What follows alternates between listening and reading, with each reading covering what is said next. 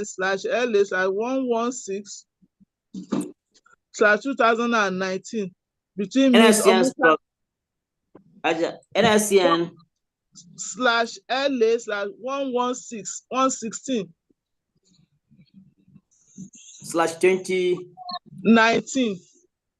Okay. Between Ms. Omotayo Ganiyat Akapo and 1.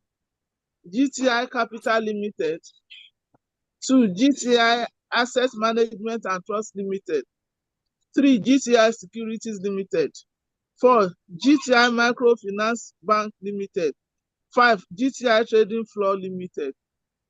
Parties absent, my lord. Okay. Yes, appearances. Mr. Olusegun. Mr. Olusegun. He's lost. Yes, Mr. Olusegun.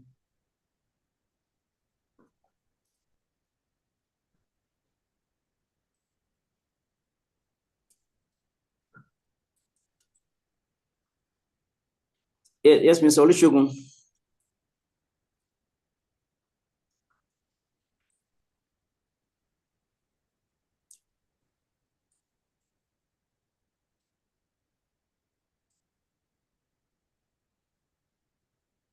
Okay. Good morning, my lord. Good morning, Mr. Olusegun. I'm so sorry that my video. It's okay. It's okay. It's okay. I respectfully appear for the claimants in this action. Thank you. You can sit down. Thank you very much. Yes. May my noble lord be pleased. Yes, Mr. Fayo. My name is O.O. Adeleye, my lord. O.O. Adeleye. Adeleye, yes. Yes, my lord. I announce appearance for the defendants.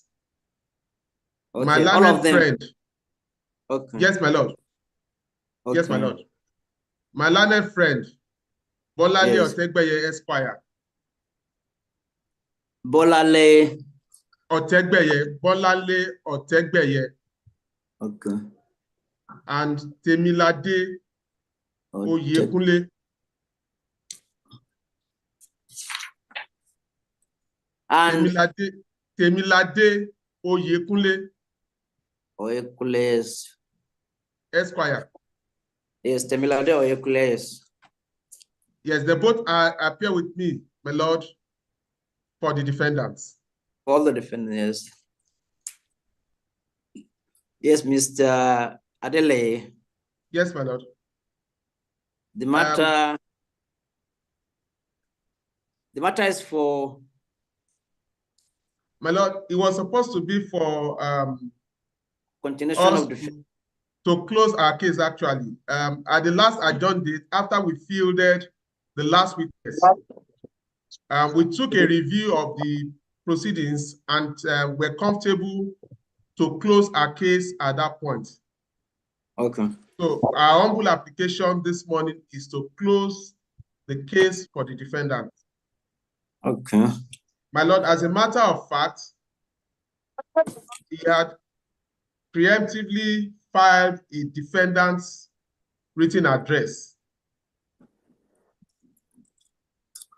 Yes, we have preemptively filed a defendant's written address. My lord, it was filed on the 17th day. The matter is supposed to be for continuation of defense. Yes, my lord. But you don't intend to call any further. Yes, evidence. We do not intend to call any further witness. Yes, my lord. So you are closing your case? Yes, my lord. Okay.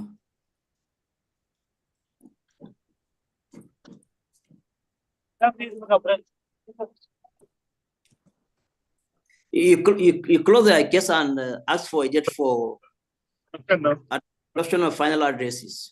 Yes, my lord. We have one in place, but we intend to make few amendments. So we'll ask for a date, sir, for adoption. Before which time, in 2 days, we'll file the amended defendant written address. I mean what? No. My Lord, I'm saying that we had preemptively filed a defendant's written address. Yes. We had done that Yes. ahead of time. I'm saying Yes. that we intend to make 1 or 2 amendments to it, which I intend to file within the next 2 days. So the issue is now that you close your case and you're asking for a date for adoption of final written address. As copies. Okay, let's start from the claimant, Mr. Yes, my Lord. Mr. Olusegun. Yes, Mr. Olusegun. Yes, my Lord. Thank you very much. My Lord, my Lord has rightly observed, the matter is for continuation of defense today. And the defendants have applied that their case be closed. We have no objection to closing their case today, my Lord. Yes. We have no objection to that. Secondly, my Lord, the defendant said they filed a written address. I do not think that written address should even be considered by my Lord. My Lord should... I agree. Yes, I agree. My Lord should order... Yes, Mr. Olusegun, we are going to adjourn the matter for adoption of final written addresses. Yes, my Lord. What I'm saying, my Lord, is that before my Lord today, there is no written address because the defendant counsel is saying that they want to amend their written address. There is nothing to amend because my Lord has not ordered written address. My Lord, I'm on the same page with my learned friend. I concede to his argument. Mr. Adele, you file, Mr. Adele. Yes, my Lord. I say you filed before the court even ordered for... As copies. So what he's saying now is that you cannot even amend what is not, Before the court. I concede. Hello. We'll file written address. So now adjourn for adoption. Yes, my Lord. That Friday was I had a lot of things, a lot of calls. Very well. My Lord, if I may comment, sir, in order to tidy the records of the court, so that my Lord the court do not get confused about written addresses. Yes. I think my learned friend should withdraw this written address dated so, and so that I can be struck out. Yes, so tidy the records of the court, my Lord. Okay, Mr. Adele. Yes, my Lord. My Lord, in view of the development of this month, my Lord, I humbly apply to withdraw the defendant's written address dated the 16th day of October 2023 and filed on the 17th day of October 2023. My Lord, I apply to withdraw it and the same is struck out. Okay. You should check my subscription. I don't do TV months. I do go to File on the 16th of October. My Lord, it's dated 16th of October, but filed on the 17th. Was filed on the 17th of October. Okay.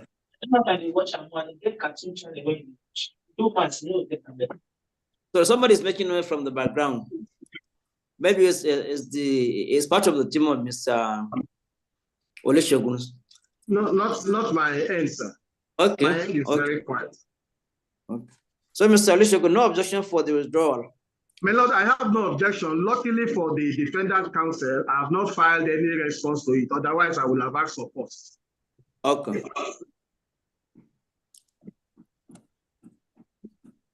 Mr. Shikelu, thank you.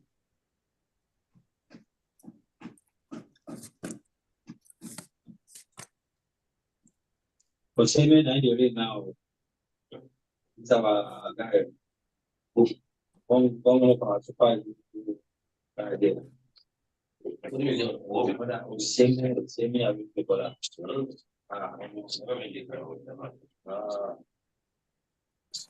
When you talk to the words like I'm looking at you really watch. I don't understand. I never know the lights. I think that is it. Yeah, because it was. I think the way I think that big set. This is what black people do before. Now come back. And I was not disappointed. I really enjoyed it. So the defendant's final written address dated the 16th of October 2023, but filed on the 17th of October 2023, having been withdrawn, is hereby struck out. Meanwhile, cases are adjourned to a date to be communicated to parties for adoption of final written addresses. I did not hear my Lord's pronouncement that the case of I the say, defendant. meanwhile, case is adjourned to a date to be communicated to parties for adoption of final written addresses. As a copy, I was drawing the attention of my Lord to the fact that my Lord did not pronounce that the case of the defendant is their best law. No, I don't need to pronounce that his case is yes. Says he said he doesn't intend to call any further witness. That's what he said. I don't need to make any pronouncement on that. The fact that I said the matters are adjourned for the final written address implies that he has closed his case. Are you satisfied, Mr. Olusegun? I'm satisfied with my Lord's wisdom. Thank you. Mr. Fayo, is that okay? That's very okay, my lord. Thank you so much. So we'll keep to the rules as to the number of days we are allowed to file our processes. Okay. The rules prescribe 21 days, sir. Yes, this thing, Defendant they will replied file, and then the claimant will reply within 21 days. about 49 days. About Yes, 49 days. So once they are duly filed, we'll communicate the date for adoption to you. As a copy. Thank you. May we then seek the leave of my Lord to exit the virtual hearing, sir. You can leave. Thank you. Thank you. Thank you, my lord. Thank you.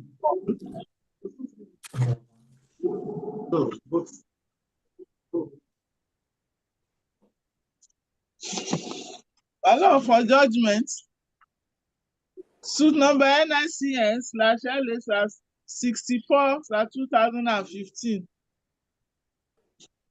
between Oludiran Taiwo Otuniga and First Bank of Nigeria Limited. Madam claimant present, defendant absent.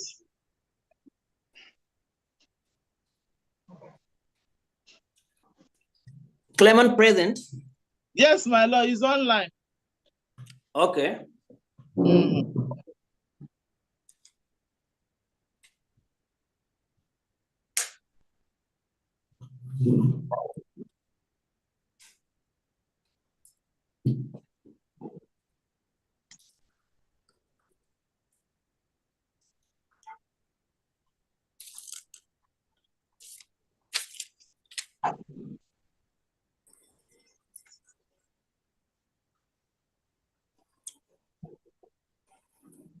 Is the defendant absent? Yes, my lord. Okay, yes, and Dr. With the greatest respect, my lord. Okay. My name is Dr. Mondo Nyekachi Ubani for the plaintiff. My lord, appearing with me is my learned friend in the person of Dr. Tony Iwowo.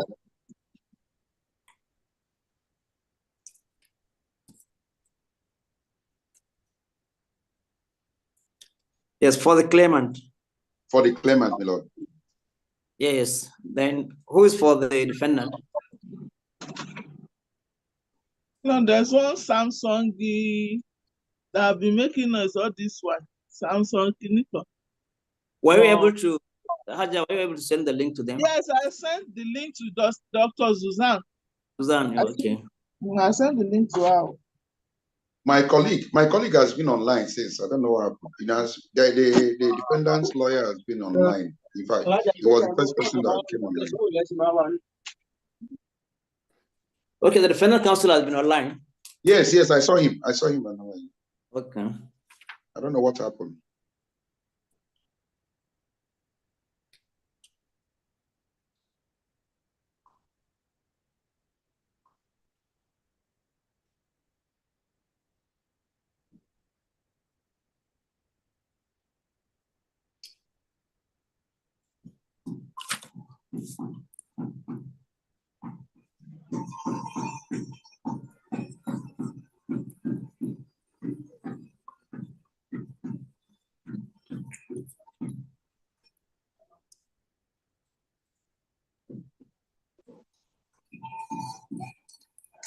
I can see Olubumi.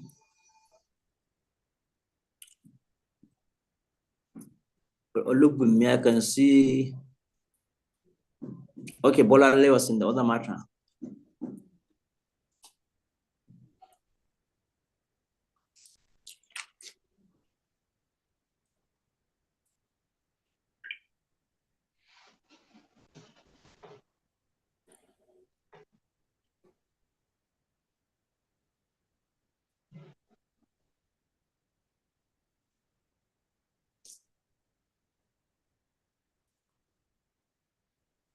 That's my friend. That's my colleague now.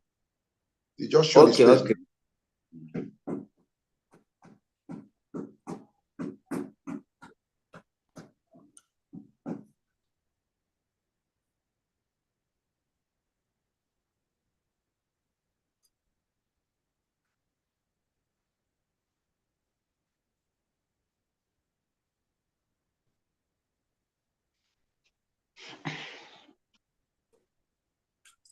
So what do you do?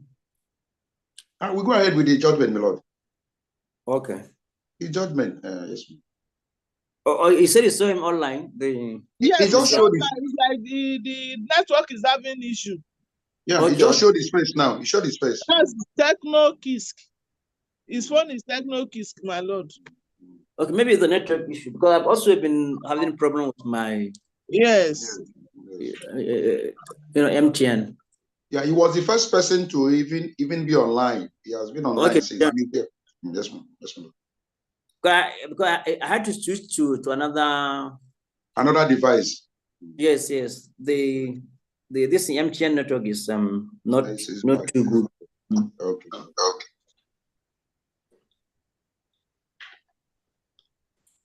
Okay. If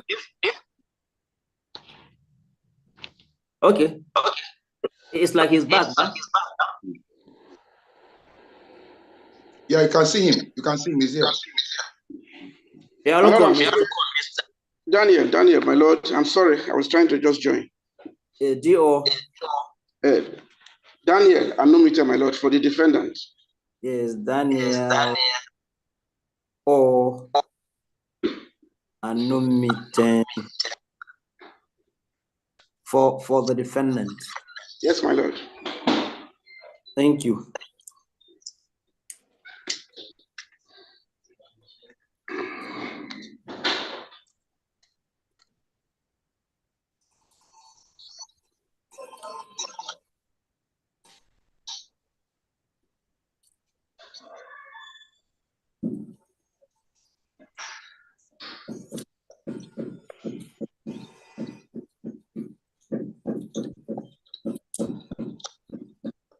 So this is my judgment. The claimant commenced this suit by a complaint and other accompanying processes dated and filed on 27th of February 2015 and asked for the following reliefs as contained in the statement of fact against the defendant. Number one, the sum of 30 million naira for the lawful and wrongful without justifiable causes. It is wrongful and unlawful owing to the fact that the application of accordance with the terms of the agreement to which party fully signed and the condition of the claimant's employment. It is wrongful, unlawful, and manifestly obvious that the claimant was not in any way in breach of his terms of employment with the defendant. It is quite inhuman, degrading, unjust, and unfair treatment. Number two, the sum of 10 million naira as general damages for unlawful and wrongful termination of the claimant's employment and lack of fair hearing, which is key in labor matters. Particulars of special damages. Number one, lack of fair hearing. The claimant was neither queried nor invited by any panel of the defendant. The claimant wrote on several occasions DMD of the EDs, but rather than hear the claimant, the same refused him audience. revoked and went on to wrongfully terminate the claimant's employment. This is contrary to rule of justice, equity, and good conscience. B, unjust, unlawful, degrading, and inhuman treatment. Rather than the defendant allow the claimant to resign in all fairness, having been denied fair hearing, the same spitefully terminated the claimant's employment, denying the claimant of his salary in lieu of wrongful termination. And other legitimate entitlement is not only unfair, unjust, but degrading and inhuman, to say the least. It is vindictiveness and victimization. It is manifest injustice. C, wrongful and unlawful termination. Termination of the claimant's employment runs contrary to the conditions of his employment and to the terms of the agreement which parties duly signed. The said termination was clearly without a justifiable cause. The subjective probable cause of the wrongful termination is a misconduct, is a product of bad faith. Illegal. Insistence by the defendant that new pool rates should apply to all transactions is unknown to the claimant and contrary to the defendant's internal policy on new pool rate. Demanding from the claimant the doing of impossible by constantly introducing pool rates and expecting same to apply retrospectively is forbidden in law. Number 3, 2 million naira as general damages for wrongful and unlawful termination of the claimant's employment without following the terms and conditions of his employment and the agreement to which parties duly signed. Cost of action. Number 4, the defendant in reaction to the claimant's suit entered appearance and filed a statement of defense and counterclaim on 27th of July 2015. Meanwhile, the claimant filed a reply to the statement of defense and counterclaim on 15 September 2015. The defendant's counterclaim against the claimant is as follows. Number 1, the sum of 5,528,822.24 naira 14 kobo, being the unutilized portion of the upfront payment made to the defendant. Number B, number 2, interest on the same sum of 5,528,824 naira 14 kobo at the rate of 20% per annum till judgment. Number 3, the sum of 500,000 naira as cost of litigation. Case of the claimant. From the pleadings filed by the claimant and his testimony, the claimant was a former employee of the defendant who worked with the defendant from 2006 till 2014, when he was wrongfully terminated by the defendant. According to the claimant, his performances have been quite remarkable, save for the last quarter of 2014, when his performance dropped to 68.2% as against 70%, which was the benchmark set by the defendant. The dropping of the claimant's performance was owing to the imposition of new pool rates to apply to all transactions by the defendant, instead of new pool rates to apply to new transaction only, and all pool rates to apply to all transaction only in accordance with the existing internal rules of the defendant.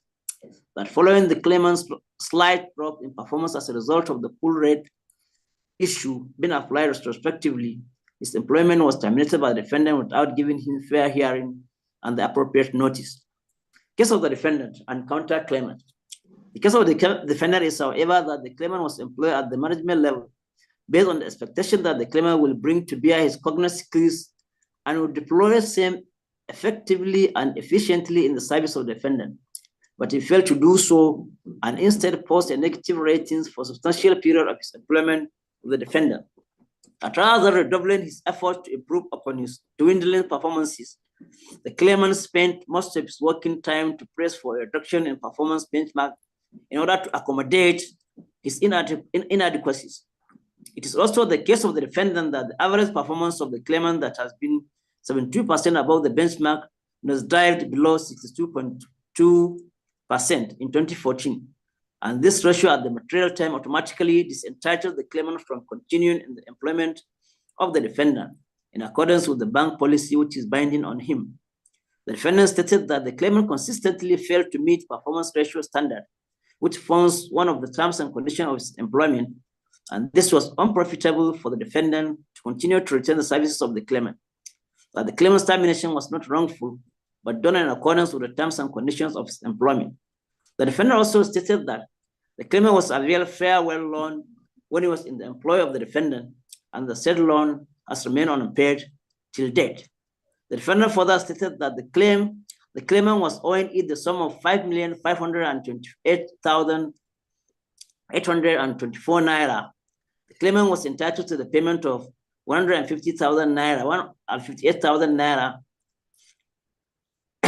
as his 1 month salary in lieu of notice. But because of the claimant's indebtedness to the defendant, the said 158,000 naira was used to partly defray the claimant's indebtedness, leaving the outstanding balance of 5,369 naira 896 kobo.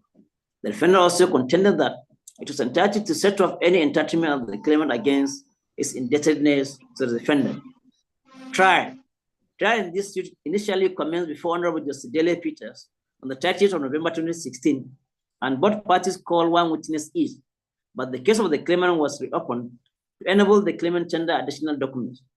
However, upon his lordship transfer, the matter was assigned to Honorable Justice Asian, where the evidence of CW was taken, and the matter was adjourned for defense.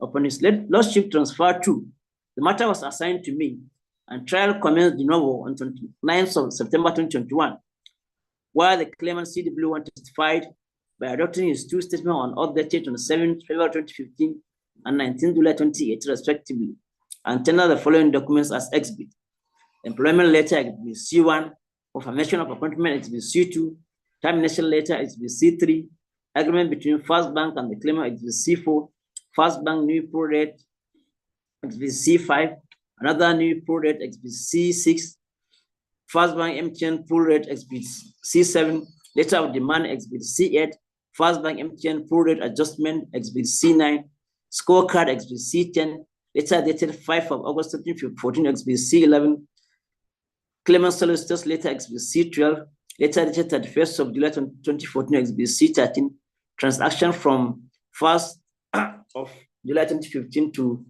3rd of July 2017 exhibit C14, and certificate of compliance exhibit C15 A and B. CW1 was cross-examined by the learned counsel for defendant and re-examined as well, and the case of the claimant was then closed. The defendant opened his case on 14th March 2022 by calling the sole witness, Mrs. Ademudin Koka, who adopted her witness statement on oath dated 18th of June 2020, and tendered the following documents as exhibit. Number 1, letter dated 5 of August 2014 exhibit FB1, employee handbook exhibit FB2, claimant statement of account exhibit FBN3, certificate of compliance exhibit FBN4, and email dated 14th of July 2014 exhibit FBN5. CW1 was thereafter cross-examined by the learned counsel for the claimant, and as there was no re-examination, the case of the defendant was then closed, and the matter was adjourned for adoption of final written addresses. Defendant final written addresses. Defendant final written addresses dated and filed on the 15th of February 2003 contains 2 issues for determination which were submitted as follows. Number 1, whether considering the state of pleadings and documents tendered before the court, the claimant has been able to prove that his employment was unlawfully terminated. Number 2, whether the claimant is entitled to the damages claim in this matter, having regards to the facts and document placed before the court. On court, it is submission of the counsel that by virtue of section 131, 132, 133, 134, and 136 of the Evidence Act 2011, the burden of establishing a case generally that he must discharge the burden by adducing cogent and credible evidence to prove same, that the claimant is expected to succeed on the strength of his own case and not on the weakness of the case of the defendant or the defense, referring to the case of Andrew and Annie. Citation given. It's also a submission of counsel that while an employee complains that his employment was wrongfully terminated, he has the honors to prove the wrong by placing before the court the terms and conditions of the contract of employment and providing in what manner the said terms were breached by the employer. Counsel submitted that in the instance case, Exhibit C4, which is the contract between the claimant and the defendant, clearly spells out how the claimant's employment can be terminated. That the defendant, in compliance with the said Exhibit C4, sent to the claimant a letter, Exhibit C3, informing him that his services were no longer required. Then counsel referred to Section 11, sub 1 of the Labor Act. Counsel argued that the defendant is not expected to keep a senior manager whose performance consistently fell below the benchmark. That the claimant once enjoyed all the decency of an employee and promotions with the defendant when his performance was within the acceptable benchmark. But when the claimant started posing negative benchmark and considering his position, the only sensible thing to do was to terminate his employment in accordance with Exhibit C4. Counsel further argued that by the provision of section of Exhibit FBN2 related to the issuance of query, situation envisaged in the said Exhibit MB2 is fundamentally different from the case of the claimant. Counsel further submitted that where either the employer or the employee give the amount of notice which is due under the terms of the contract of employment, then the contract is lawfully discharged and the employment comes to an end without further liability on that contract on either side. On issue 2, counsel submitted that the claimant is not entitled to any damages having regards to the fact and documents placed before the court. The termination of the claimant's employment by the defendant was within the ambit of the law, and therefore the termination is lawful contrary to the position of the claimant. There is therefore no basis to claim damages because damages can only arise when there was a lawful termination. Counsel maintained that for a party to be entitled to an award of damages, it must be established that he has suffered injury or loss, and the said injury or loss must have arisen from the lawful act of the defendant, which must have resulted to the pain, suffering, or damage to the claimant's reputation. Counsel further maintained that none of the foregoing reasons for the award of general damages have arisen in this suit. The termination of the claimant's employment was within the ambit of his contract of employment. Therefore, there was no injury or loss or pain suffered by the claimant in this regard. Counsel contends further that the claim for general damages by the claimant is baseless, unwarranted, and a clear gold-digging exercise. On the claim for special damages, it is a submission of counsel that special damages have to be pleaded and particularized so that the opposing party may know how it was calculated or arrived at as against general damages which need not be pleaded, quantified, or specially denied, citing the case of Hansi Tick International Limited and Usan, Imana and Robinson. It is also a submission of a counsel that the burden of specifically plead and strictly prove special damages is on a party who claims it by laying before the court concrete evidence demonstrating in no uncertain terms easily recognizable the loss or damage he has suffered and been claimed.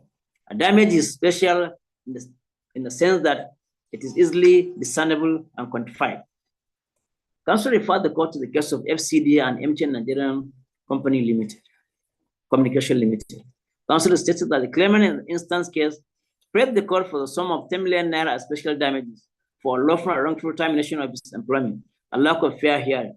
However, it was submitted that special damage is special in the sense that it is easily discernible and quantified and of such character and quality that can be assessed and qualified.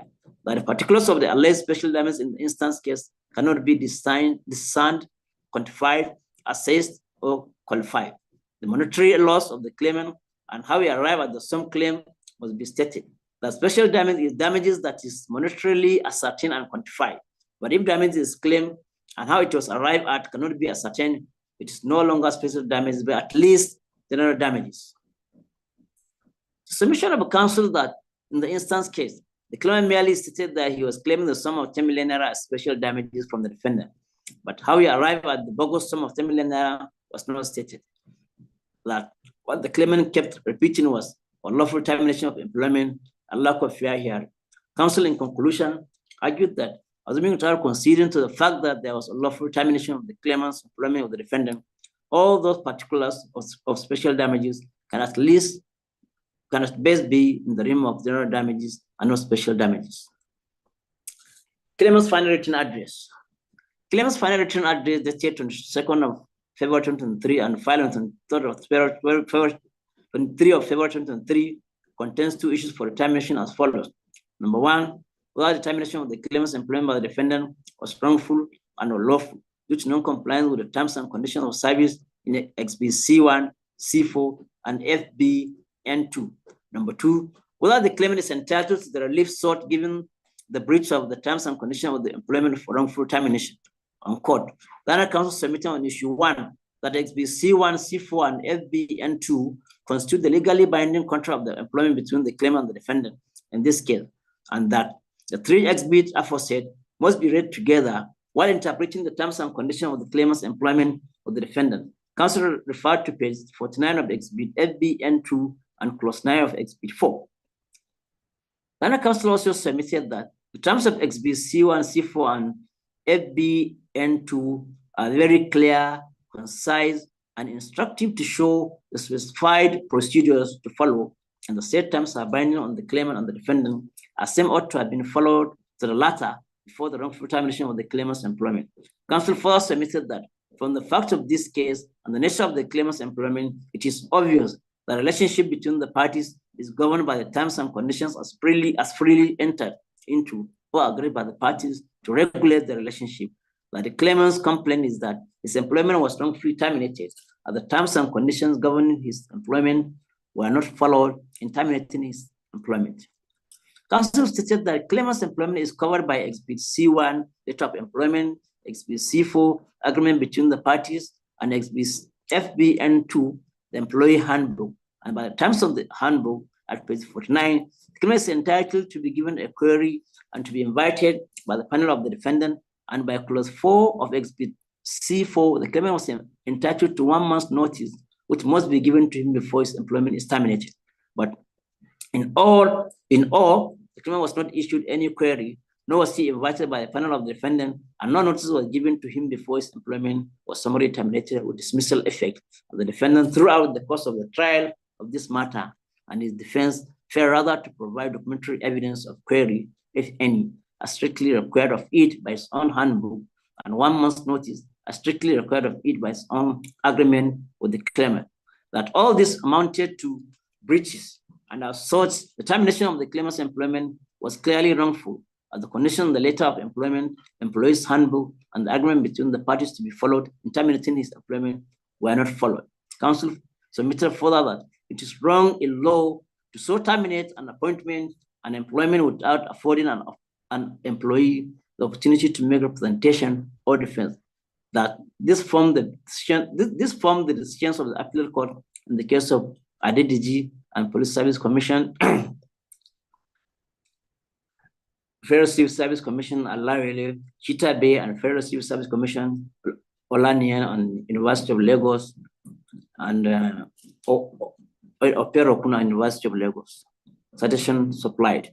It is the argument of the council of the claimant that even though the defendant is not under any duty to give reasons for termination of employment, but where it gives reasons, as in the instance case, then the onus is on the defendant to prove his reasons with credible evidence, and that has not happened in this case. Counsel further argued that although the defendant did not disclose the reason for the termination of the claimant's employment in Exhibit C3, but the defendant in his pleadings and evidence adduced in support of his defense disclosed abundantly clear that the reason for the termination of the claimant's employment was as a result of poor or non-performance. On the counterclaim, counsel submitted that it was the case of the claimant that he was given consumer loan as a customer, not as a staff of the defendant, that the loan was still running at the time he exited, and he couldn't have finished paying in 2014 when he exited, but he had been paying from inception of this disbursement of the loan, and it was automatic deduction from his account, and so he has fully prepared the said consumer loan in 2015, citing Exhibit C14. Counsel also submitted that contrary to the unsubstantiated argument of the defendant in his final written address, that the claimant has a duty in compliance with the terms of the that the claimant has a duty in compliance with the terms of the sale loan to repay same in its entirety. The claimant did this by tendering his statement of account, Exhibit C14, evidencing the records of repayment of the sale loan from inception till when the last kobo was finally repaid, bringing to an end the sale loan that the claimant has discharged his obligation as contracted regarding the loan. Ghana counsel for the claimant submitted that Exhibit C14 is a statement of account given to the claimant by the defendant as his banker with proof of repayment of the sale loan, as the claimant maintains account of the defendant. That is straight law that where evidence adduced in the case to support a claim is one-sided, the onus of proof is discharged on a minimal proof, such in the case of Bizafon and Onamusi. On the claim for special damages and general damages, counsel submitted that the law says that although special damages must be specifically claimed and proved strictly, but strict proof does not imply unusual proof. Rather, it is basically proof that will bend or lend itself to qualification, citing Mamadou and University of Benin, and Orient Bank Nigeria Limited and Bilante International Limited. The National Council submitted that the position of the law on what constitutes strict proof of special damage is that there is no general damage, there is no general rule as to what amounts to strict proof. All that is required is to prove, all that is required is proof to the satisfaction of the court that it is not in all cases that documents or receipts are required to prove the items claimed under special damages. Council referred to the Supreme Court case of GFK Investment Nigeria Limited and Nigerian Communications PLC. For general damages, it is submission of a council that the claim is entitled to general damages, which the law presumes to flow naturally from the wrongs or actions complained of, as in the instance case. It was argued simply that there cannot be a wrong without a remedy. Citing the case of Jide, Arulogun, and Commissioner of Police, Labode and Otubo, FBN PLC and Associated Motors Company Limited, British Airways, and Atoebi. My opinion, I have studied the pleadings of the parties and the evidence adduced.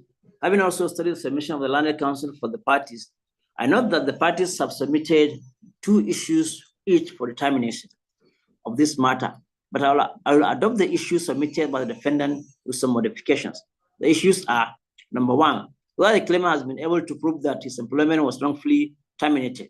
Number 2, whether the claimant is entitled to the reliefs of damages claim. It is the grievance of the claimant, but termination of his employment by the defendant was not done in accordance with the terms and conditions of his employment, that he was not given fair hearing by the defendant, among others. But according to the defendant, the termination was in accordance with the terms and conditions of the parties' agreement. In determining this, it is instructive to refer to Exhibit C4 and FBN2, which are agreement between the parties and employee handbook respectively.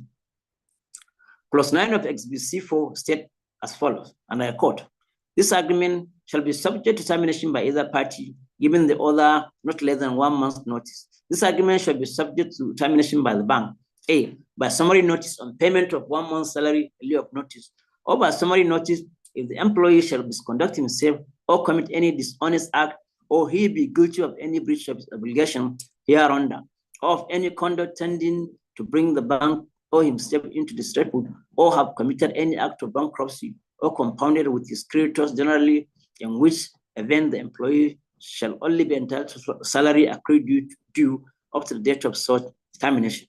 Unquote. Meanwhile, Chapter 14 of Exhibit FBN2 provides us, and I quote, "When an employee fails to perform his or her work satisfactorily or commits an act of misconduct or negligence, he or she shall be given a query to explain circumstances regarding he or her conduct within 48 hours. Further investigation may be carried out or receipt of the reply of the query. Depending on the gravity of the offense, the case could be referred to the head office disciplinary committee or human capital management disciplinary committee or any of the relevant business development office disciplinary committees, depending on the location grade of the affected employee. Subsequently, the employee may be let off, caution verbally issued, caution letter, one in writing, or have his or her employment terminated, summarily dismissed, depending on the decisions of the disciplinary committees.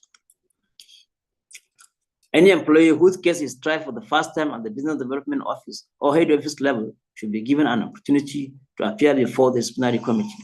If the committee is sitting outside the employee's location, the bank will bear the employee's cost of transportation, accommodation, and feeding during the visit, but subject to approval. Appeal against sanction. A staff who is sanctioned and not satisfied with the disciplinary committee's decision has the right to appeal to the head office disciplinary committee within 3 months of receipt of the letter of sanction, and thereafter such appeal will be time-barred, except there is a clear evidence of the introduction of new fact. After an appeal case has been repeated, appeals will not be tolerated. Appeals should not go beyond 2 hearings. Employees who appeal against disciplinary committee's decision will bear the cost of transportation, accommodation, and feeding themselves. Unquote. According to the defendant, the claimant was terminated via Exhibit 3 in compliance with Clause 9 of Exhibit 4 because his services were no longer needed, and he didn't need to give reasons or termination. However, the defendant in another brief contended in his pleadings that the claimant's performance was below the benchmark and he had failed to meet the performance ratio standard, which forms one of the terms and conditions of his employment. It is the law that where an employer terminates an employee's employment without reason, but certain reasons thereafter, then he has to justify the reason so stated, and therefore find from the pleadings of the parties.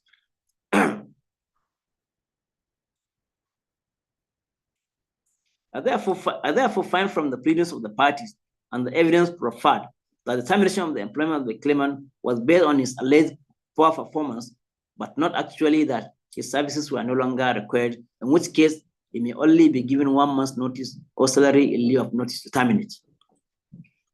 In the instance case, chapter 14 of Expedient FBN2 says that, and I quote, when an employee fails to perform his or her work satisfactorily or commits an act of misconduct or negligence, he or she shall be given a query to explain circumstances requiring him or she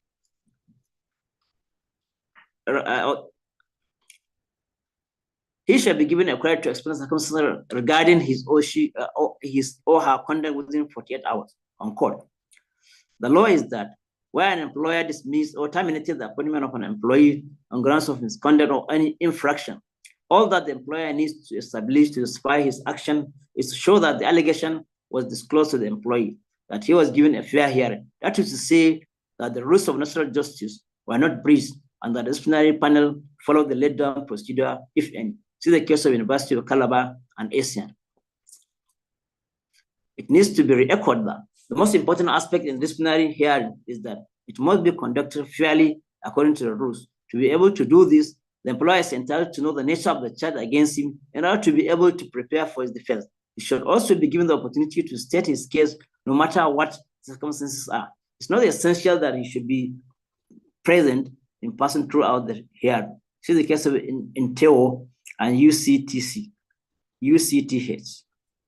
And once an employee was confronted with such allegations of misconduct or infraction before his employment was terminated, he cannot complain about lack of fair hearing. See the case of Joseph and First Inland Bank Nigeria Limited and Udo and CSC Akwa Ibom State.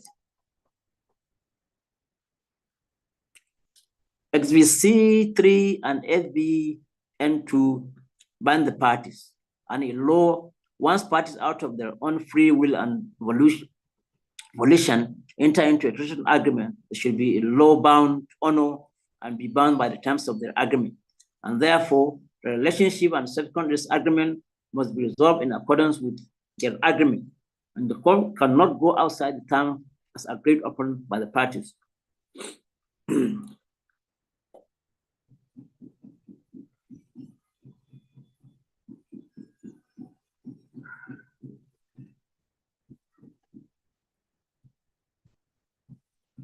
Jocelyn Ahmed and CBN suggestion given that parties are bound by the terms of their contract, and the court cannot read into such contract what is not within the contemplation of the parties, except where fraud, duress, or misrepresentation can be established. It is instructive to add that the terms of contract between the parties are clothed with some degree of sanctity, and if any question should arise with regards to the contract, the terms in any document which constitute the contract are unquestionably the guide to its interpretation. It's not within the purview of the court to write a contract for the party. See the case of Minaj Holdings Limited and AMCO. The court, therefore, in determining whether there has been a breach of that contract, are enjoined to confine themselves to the plain words and meaning derived from the document. See the case of Oyamenda and Abdurrahman. It is evident from the fact of this case, as contained in the pleadings of the parties and their evidence, that there is nothing before this court to show or suggest that any query was given to the claimant about his poor or non-performance. There is also no evidence of the proceedings of the disciplinary panel, where the claimant and any other person or any other witness had any interface and interrogated each other about his performance, although the defendant had pleaded that termination of the employment of the claimant was in accordance with the terms of the parties' agreement, but have not been able to see any evidence in support of that contention in the defendant's handbook, which is binding on all the parties. I've also not been able to agree with the purport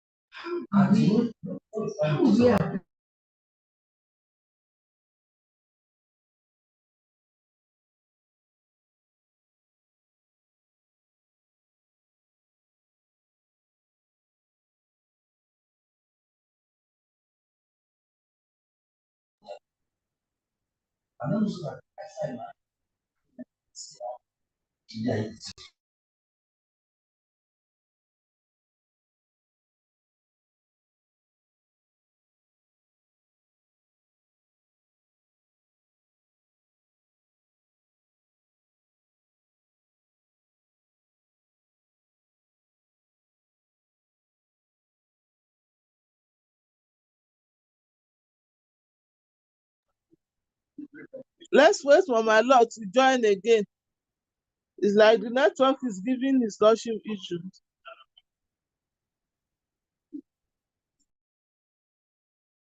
Thank you very much.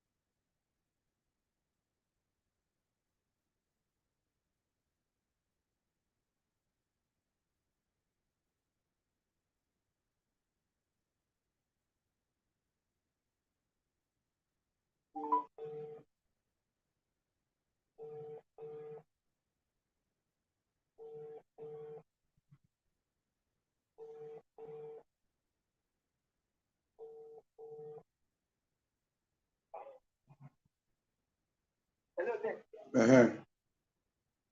Good morning, Dave. Yeah, morning, my brother. I've gone to the mechanic. I talked to him and he released motor for me to go to the AC man. So I'm with the AC man now. He just telling me, make me check. Since we have put the AC for December and the condenser, whether there's any leakage, take it to the all of those flat. Okay. If they went down, that's back. And then if the condition happens again in maybe 3 months time, that means there's another thing in the dashboard that you don't want to think of that side at all. Let him do the one that is at the front, the condenser. Sorry, gentlemen.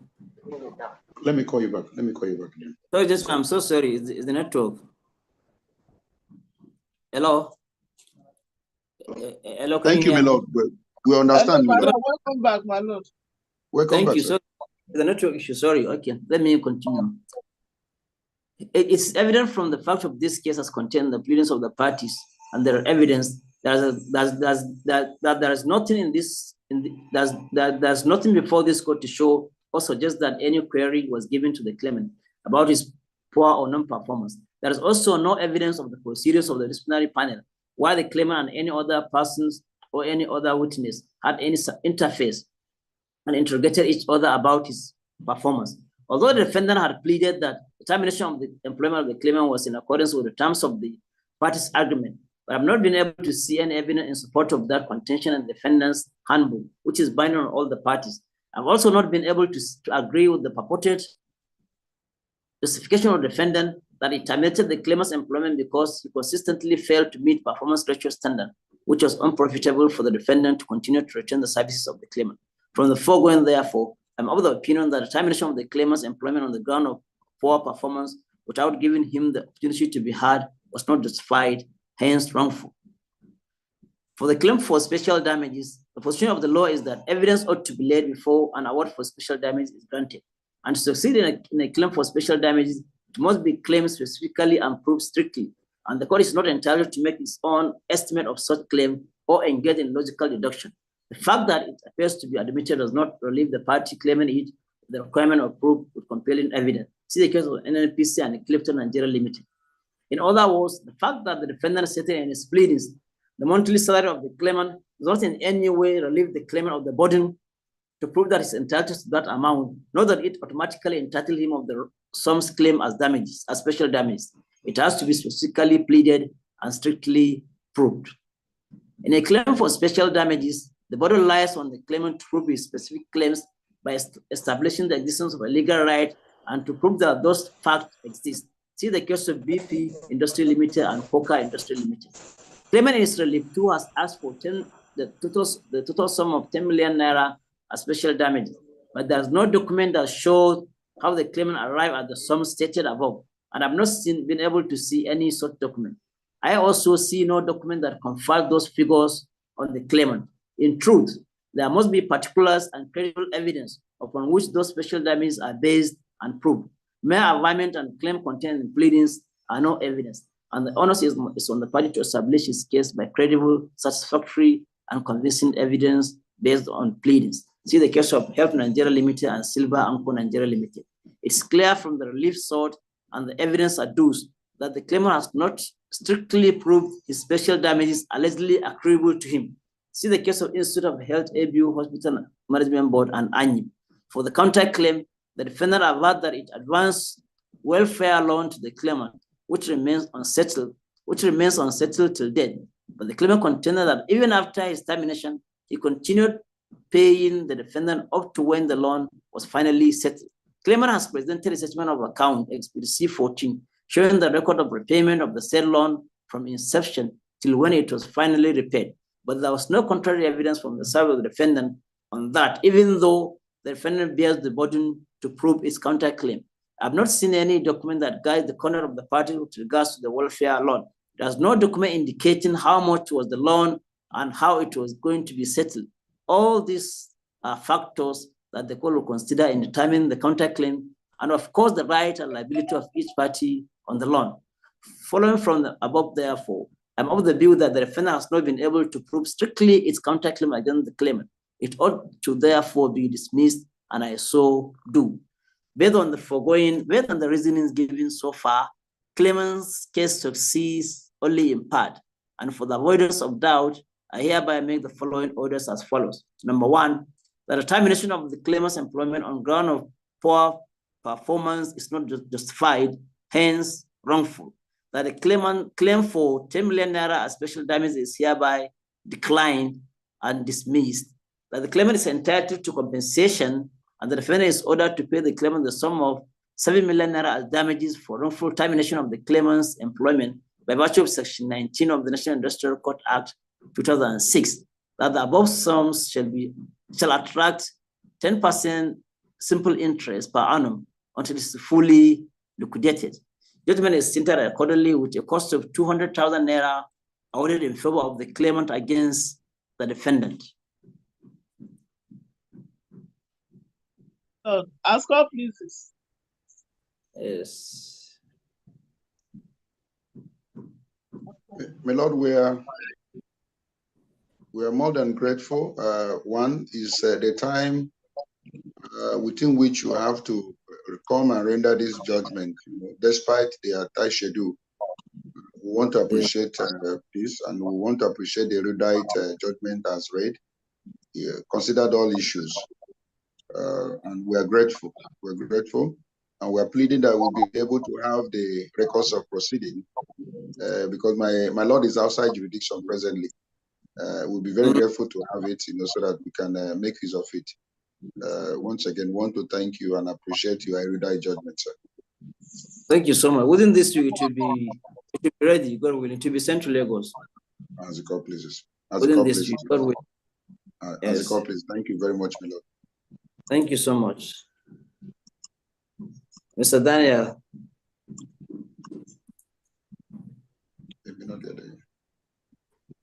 Mr. Daniel is lost, huh? He's lost. He's lost in the ocean. No, it's still there. I can see. He can be in the ocean. Yeah, my Lord. Hello. Mr. Daniel, I can hear you. Okay, my Lord. We thank the court for the well-considered judgment. My Lord, we will study the judgment and know the next step. We are very grateful. Okay, thank you. Thank you. All right. Thank you. Aja, is there any other thing? No, nothing. We are done for the day, my Lord. Okay, so in the absence of any other thing, I thank you so much. I thank you, Haji. I thank Dr. Mr. Obani and Mr. Daniel. My Lord, thank you very much once again. God bless you, sir. I appreciate you. A very rewarding year, my Lord. Thank you so much. So in the absence of any other thing, I say bye for now. Thank you, Thank you, my Lord. Thank you, my Lord.